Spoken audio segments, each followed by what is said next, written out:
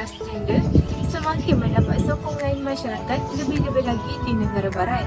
Kaum LGBT mula mengiktiraf dan menerima golongan ini secara terbuka di sana. Bagaimanapun, agak menyedihkan trend itu turut tempias di negara majoriti Islam seperti di Indonesia, Malaysia dan juga Turki. Di Malaysia, transgender itu belum ada, namun kita melihat terdapat kecenderungan kelompok ini untuk menyuarakan pendapat bertentangan dengan ajaran agama Islam. Mereka kelihatan mengambil kesempatan atas hak bersuara, kebebasan bersuara seperti dijamin oleh Perlembagaan Persekutuan di negara ini. Seterusnya, faktor yang menyebabkan berlakunya LGBT ialah kurang pengertian agama.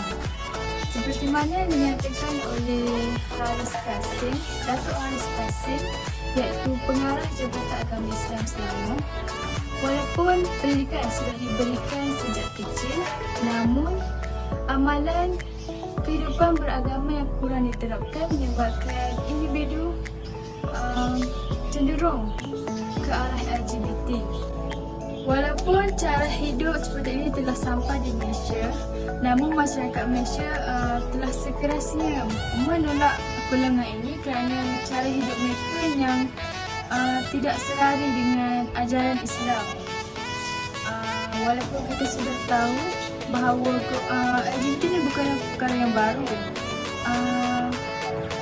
Ianya sudah wujud sejak zaman Nabi Lut AS lagi. Seperti mana firman Allah SWT dalam surah Al-A'raf ayat 80 hingga 81. Jadi sudah terang lagi bersulung bahawa dalam Islam LGBT ini merupakan perkara yang mungkar yang dilaknat serta diharamkan sama ada dilakukan secara terang maupun secara tersembunyi.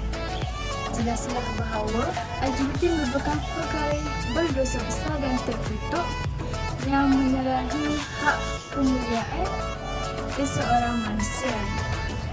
Oleh itu, semua pihak terutamanya ibu bapa sewajarnya bersatu padu dalam membendung masalah LGBT dalam kalangan remaja ini. Hai, nama saya Nur Fatihah. Ini topik kita adalah pasal LGBT. Okey, faktor yang menyebabkan berlakunya LGBT adalah berkaitan dengan masalah fizikal. Okay, dalam masalah fizikal ni kita dapat lihat seseorang yang menghadapi LGBT ataupun golongan LGBT ini memiliki masalah trauma masa lalu mereka.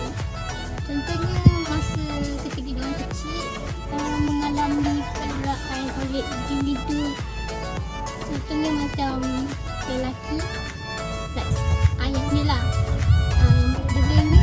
So dia rasa macam diri dia ni tak dihargai lah. Jadi disebabkan kes tersebut, dia memilih untuk menjadikan lelaki itu sebagai musuh hidup dia. Jadi dia memilih untuk suka kepada wanita seperti dia. Jadi dia suka pada sama jenis. Selain itu, ia berkait juga dengan faktor genetik seseorang. Contohnya, golongan genetik ini akan mempunyai kromosom lebih daripada satu. Selain itu, lelaki yang memiliki kromosom XXY yang menyerupai perilaku wanita. Sebabkan lebihnya kromosom ini akan menyebabkan seseorang itu cenderung ke arah perilaku yang menyimpang.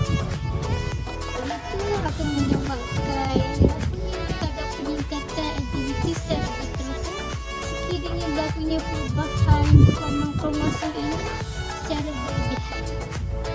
Itu penjelasan daripada saya. Sekian, terima kasih. Akhir sekali, beralih dengan masa, ia juga dapat dilihat melalui pelbagai rancangan TV, di mana khususnya rancangan TV barat di mana ia menyiarkan adegan-adegan panas antara hubungan sejenis. Keadaan ini telah menyumbang kepada kegiatan LGBT untuk menjadi semakin berleluasa.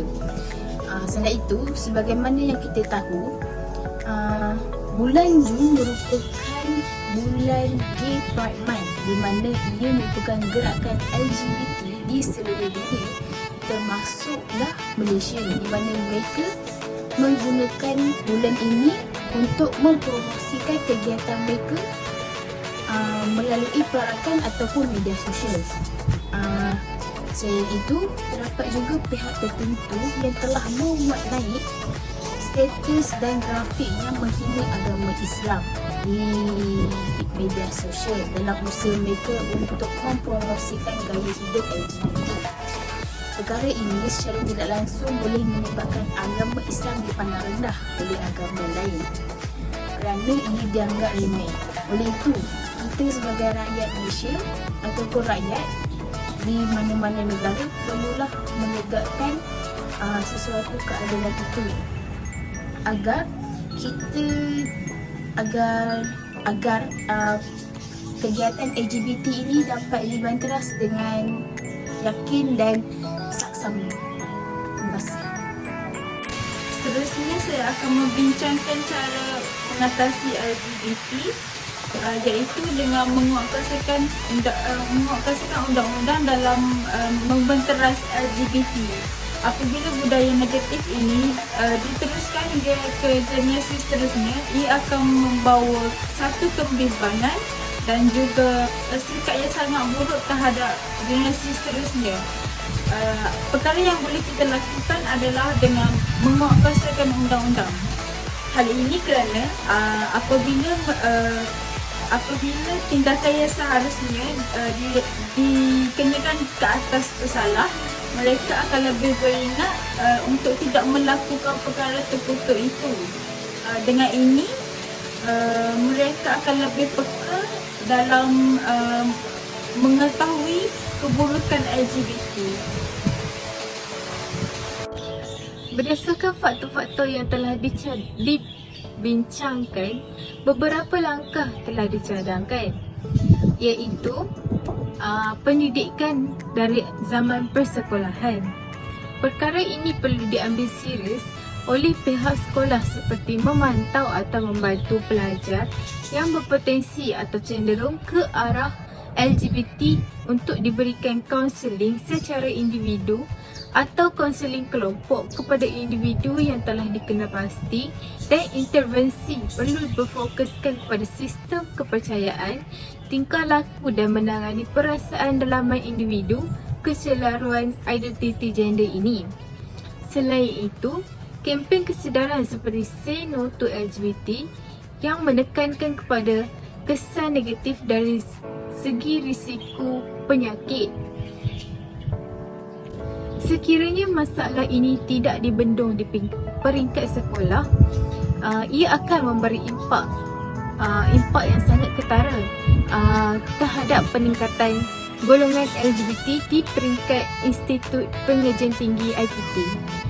Secara keseluruhannya, kegiatan LGBT wajib dibanteras secepat mungkin bagi memastikan ajaran yang dipelajari oleh seseorang itu tidak lalu dengan suruhan. Kita dapat lihat di mana ajaran Islam yang menegaskan pengharaman terhadap gejala LGBT ini kerana ia bertentangan dengan ajaran agama Islam.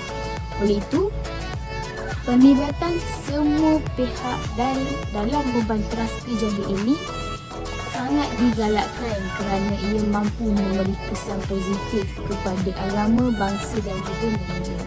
Sekian Nona pada hari ini.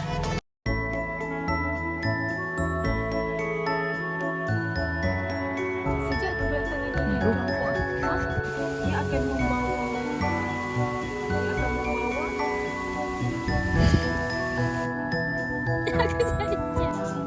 Adingan-adingan panas antara sejenis yang menyebabkan seseorang itu